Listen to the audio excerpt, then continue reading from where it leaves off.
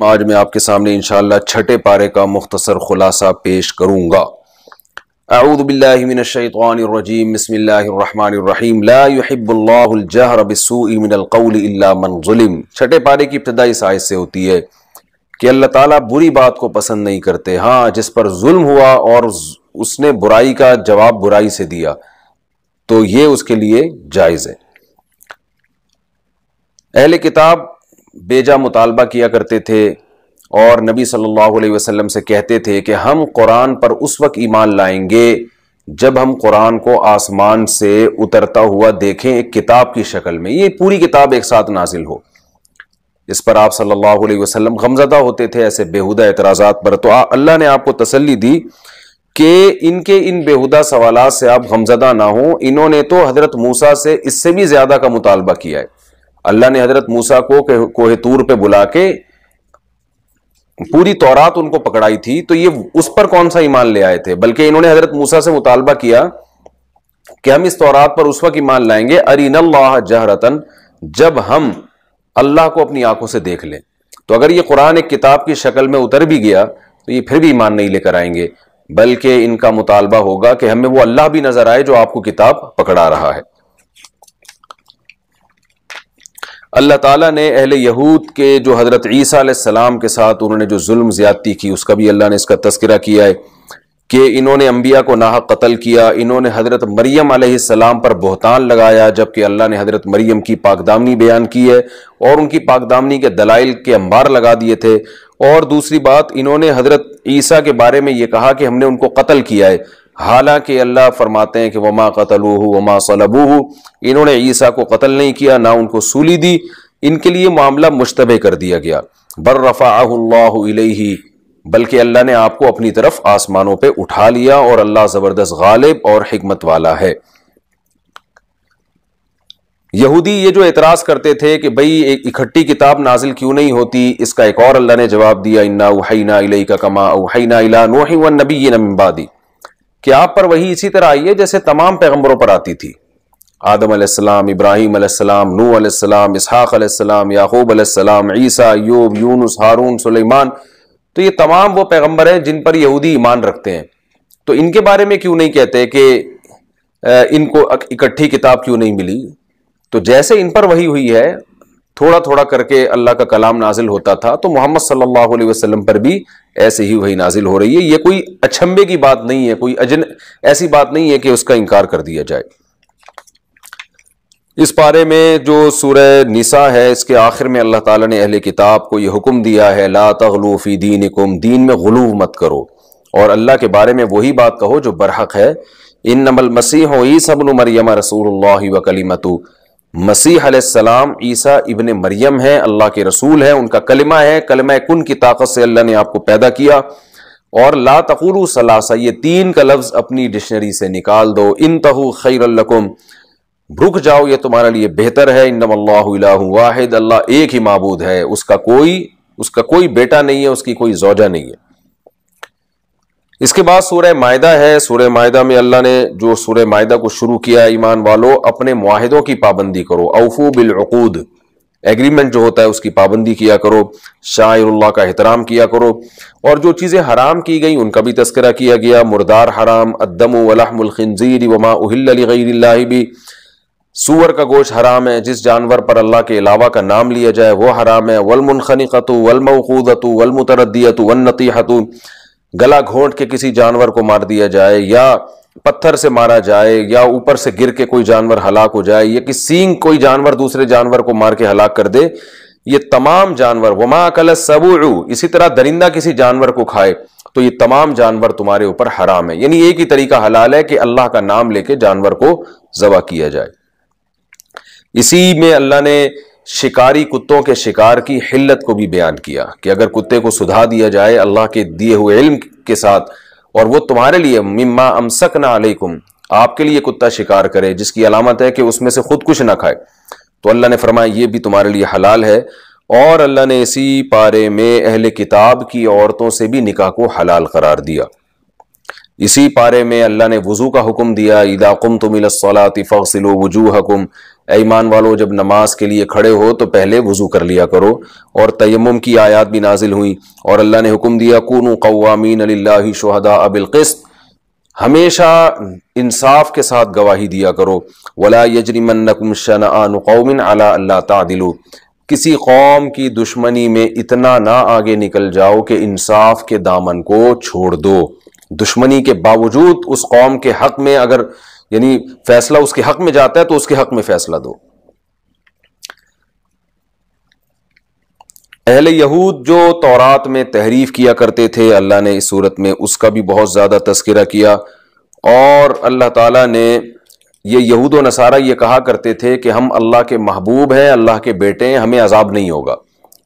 ان کی اس خوش فہمی کو دور کیا گیا، فرمایا انتم بشر ممن خلق، جیسے دوسری دنیا ایک اللہ کی مخلوق ہے ایسے تم بھی ہو، اور اگر گناہ کرو گے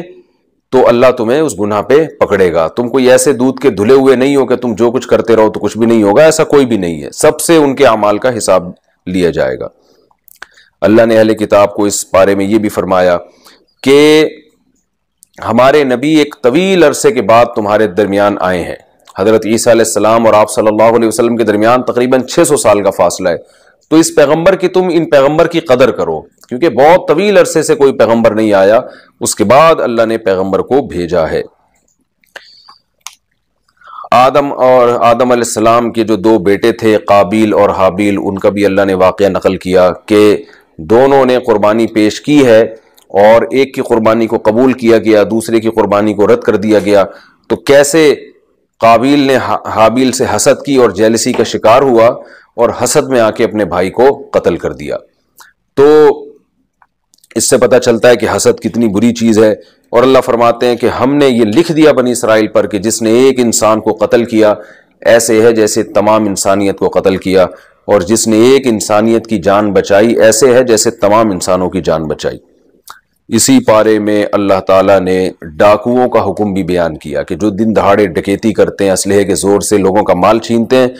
اللہ نے حکم دیا کہ ان کی اصل سزا یہ ہے یقتلوا او یصلبوا او تقطع ایدیہم وارجلہم من خلاف، ہاتھ پاؤں کاٹ کے ان کو سولی پہ لٹکا دیا جائے۔ تو حکومت پر لازم ہے کہ جو بھی دن دہاڑے یا رات کو اس طرح کھلے عام ڈکیتی کرتے پھرتے ہیں، اسلحے کے زور سے لوگوں سے مال چھینتے ہیں، لوگوں کو قتل کرتے ہیں، تو ایسے لوگوں کو چوک پہ لٹکایا جائے اور سولی دی جائے ان کو۔ ہاں فرمایا الا الذین تابوا من قبل ان تقدروا علیہم، وہ ڈاکو جو گرفتاری سے پہلے توبہ کر لے تو پھر اللہ کے ہاں بھی اس کی توبہ قبول ہے، اور پھر اس کو وہ بطور حد کے وہ سزا جاری نہیں کی جائے گی۔ اللہ نے سورت میں تقوی کا اور جہاد کا حکم بھی دیا، اتقوا اللہ وابتغوا الیہ الوسیلہ، کہ اللہ تک پہنچنے کے وسیلے تلاش کرو، اور وسیلہ کیا ہے؟ وجاہدوا فی سبیلہ، وہ وسیلہ ہے کہ اللہ کی راہ میں جہاد کرو۔ چور کی سزا بھی بیان کی گئی ہے، والسارق والسارقۃ فاقطعوا ایدیہما جزاء بما کسبا، چوری کرنے والا مرد اور عورت ان دونوں کے ہاتھ کاٹ ڈالو، یہ اس جرم کا بدلہ ہے جو انہوں نے کیا، نکالا من اللہ، اور یہ اللہ کی طرف سے ان کی سزا ہے، اللہ زبردست غالب اور حکمت والا ہے۔ پھر اللہ نے اہل یہود کی خیانتوں کا دوبارہ تذکرہ کیا کہ یہ کیسے حکم میں تبدیلی کر دیا کرتے تھے، اور جب ان کا اپنا مفاد ہوتا تو یہودی پھر تورات کے بجائے نبی سے آ کے فیصلہ کرواتے۔ بعض دفعہ ایک حکم تورات میں بڑا مشکل ہوتا، اس کا فیصلہ بڑا مشکل، جیسے یہودیوں نے زنا کیا تو تورات میں اس کی سزا تھی رجم، تو وہ انہوں نے کہا ہم نبی صلی اللہ علیہ وسلم سے فیصلہ کروائیں گے، تو قرآن نے کہا آج تم پیغمبر سے فیصلہ کیوں کروا رہے ہو؟ تمہارے پاس تو تورات موجود ہے، اور اس تورات میں لکھا ہوا ہے کہ شادی شدہ مرد اور عورت کو رجم کیا جائے گا، پتھروں سے مار کے ہلاک کیا جائے گا اگر وہ زنا کرتے ہیں۔ فرمایا وَكَيْفَ يُحَكِّمُونَكَ وَعِندَهُمُ التَّوْرَاةُ، آج ہی آپ سے فیصلہ کیسے کروا رہے ہیں حالانکہ ان کے پاس تورات موجود ہے، فیہا حکم اللہ، جس میں اللہ کا حکم موجود ہے، اِنَّا أَنزَلْنَا التَّوْرَاةَ فِيهَا هُدًى وَنُورٌ، فرمایا ہم نے تورات کو نازل کیا جس میں ہدایت اور روشنی ہے، جس کے ذریعے اہل اللہ فیصلے کیا کرتے تھے۔ اور اللہ نے قصاص کا حکم بھی دیا کہ ان النفس بالنفس والعین بالعین، اسلام میں حکم یہ ہے کہ جان کے بدلے جان، آنکھ کے بدلے آنکھ، ناک کے بدلے ناک، کان کے بدلے کان، دانت کے بدلے دانت، اور زخموں میں بھی قصاص لیا جائے گا، یعنی کوئی اگر کسی کی آنکھ پھوڑ دے تو قصاصاً اسی مجرم کی آنکھ ہی پھوڑی جائے گی، اور کوئی دانت توڑ دے تو دانت کے بدلے دانت ہی توڑا جائے گا۔ یہ بھی ایک اسلام کا امتیازی حکم ہے جو اللہ نے سورت میں بیان کیا۔ اور اللہ نے یہ بھی بتایا کہ جو لوگ اللہ کے فیصلوں پر وَمَن لَّمْ يَحْكُم بِمَا أَنزَلَ اللَّهُ فَأُولَٰئِكَ هُمُ الْكَافِرُونَ هُمُ الظَّالِمُونَ هُمُ الْفَاسِقُونَ، 3 لقب اللہ نے دیے کہ جو اللہ کے فیصلوں پر راضی نہیں ہوتے وہ کافر بھی ہیں، وہ فاسق بھی ہیں، وہ ظالم بھی ہیں۔ اللہ نے سورت میں یہ بھی حکم دیا لا تتخذوا اليهود والنصارى اولیاء، اے ایمان والو یہود و نصارہ سے دوستی مت لگاؤ، اور جو ان سے دوستی لگائے گا دلی دوستی وہ انہی میں سمجھا جائے گا۔ پھر اللہ نے فرمایا منافقین یہود و نصارہ سے چھپی دوستیاں لگاتے ہیں اور اہل اسلام سے دشمنی کرتے ہیں۔ اللہ نے یہ بھی اس صورت میں بتایا کہ من یرتد منکم عن دینہ، ایمان والو تم اگر دین سے پیچھے ہٹ جاؤ گے تو اللہ کو تمہاری پرواہ نہیں ہے۔ فسوف یأتی اللہ بقوم یحبهم ویحبون، اللہ ایسے لوگوں کو پیدا کرے گا جو اللہ سے محبت کریں گے اور اللہ ان سے محبت کرے گا، اور وہ دین پر اتنی مضبوطی سے چلیں گے لا یخافون لومۃ لائم، کہ وہ کسی ملامت کرنے والے کی پرواہ نہیں کریں گے اور اللہ کے راستے میں جہاد کریں گے۔ یہ بھی اللہ نے فرمایا کہ اہل کتاب سے دوستیاں مت لگاؤ، یہ ایسے لوگ ہیں کہ اذا نادیتم الی الصلاۃ اتخذوها ہزوا ولعبا، کہ جب تم اذان دیتے ہو اور لوگوں کو نماز کے لیے بلاتے ہو تو یہ اس اذان کا بھی مذاق اڑاتے ہیں۔ پھر اللہ نے اہل کتاب سے خاص طور پر عیسائیوں سے کہا کہ تمہیں اسلام سے دشمنی ہے، حالانکہ اہل یہود کی حالات تم جانتے ہو، وہ ان کی جو حرکتیں ہیں وہ تمہارے سامنے موجود ہیں۔ هل انبئکم بشر من ذلک من لعنہ اللہ وغضب علیہ وجعل منہم القردۃ والخنازیر، کہ ان پر تو اللہ کی لعنت ہوئی ہے، اللہ نے ان کی قوموں میں بندر اور خنزیر بنائے ہیں لوگوں کو ان کی نافرمانیوں کی وجہ سے، تو ان سے تمہاری دوستیاں بڑھ رہی ہیں اور اہل اسلام سے تم دشمنی پر آ رہے ہو۔ پھر اللہ نے ان یہود کے بارے میں بتایا ترى كثيرا منهم يسارعون في الاثم والعدوان واكلهم السحت، کہ ان میں بہت سے لوگ ناجائز مال کھاتے ہیں اور گناہوں میں ایک دوسرے سے آگے بڑھتے ہیں۔ اور اللہ نے فرمایا کہ جب اہل یہود حرام کھاتے تھے تو ان کے جو بزرگ لوگ ہیں والاحبار اور ان کے علماء نے ان کو حرام کھانے سے روکا کیوں نہیں؟ یہود یہ کہا کرتے تھے کہ اللہ کے ہاتھ بندھے ہوئے ہیں، اللہ ہمیں صحیح طرح کھلاتا نہیں ہے۔ اللہ نے فرمایا غلت ایدیہم، ان یہود کے ہاتھ بندھے ہوئے ہیں، اللہ کے دونوں ہاتھ کھلے ہوئے ہیں، ینفق کیف یشاء، جیسے چاہتا ہے اللہ تعالیٰ خرچ کرتا ہے۔ پھر اللہ تعالیٰ نے دوبارہ عقیدہ توحید کو بیان کیا کہ لقد کفر الذین قالوا ان اللہ ثالث ثلاثہ، فرمایا تحقیق وہ لوگ کافر ہیں جنہوں نے یہ کہا کہ اللہ 3 میں کا ایک ہے۔ فرمایا وما من الہ الا الہ واحد، تمہارا الہ صرف ایک خدا ہے۔ افلا یتوبون الی اللہ ویستغفرون، یہ اہل کتاب اس شرک سے توبہ کیوں نہیں کرتے اور اللہ سے توبہ استغفار کیوں نہیں کرتے؟ اللہ غفور اور رحیم ہے، معاف کرنے والا ہے۔ بل مسیح ابن مریم الا رسول، فرمایا مسیح ابن مریم تو ایک پیغمبر تھے اور ان کی ماں پاکیزہ خاتون تھی۔ کانا یاکلان الطعام، ماں بیٹا دونوں مل کے کھانا کھایا کرتے تھے، جو کھانا کھاتا ہے وہ معبود نہیں ہوتا۔ پھر اللہ نے فرمایا تم ایسوں کی عبادت کیوں کرتے ہو جو تمہارے نفع نقصان کے مالک نہیں ہیں۔ اور اس پارے کے آخر میں اللہ نے فرمایا کہ اس لَتَجِدَنَّ أَشَدَّ النَّاسِ عَدَاوَةً لِلَّذِينَ آمَنُوا الْيَهُودَ وَالَّذِينَ أَشْرَكُوا، سب سے زیادہ اسلام کے دشمن آپ کو یہودیوں میں نظر آئیں گے اور اس کے بعد مشرکین میں، اور اسلام کے سب سے زیادہ قریب وہ لوگ ہیں الذین قالوا انا نصارى،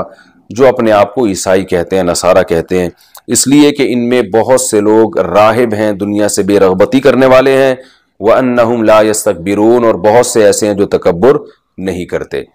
یہ اس پارے کا خلاصہ تھا۔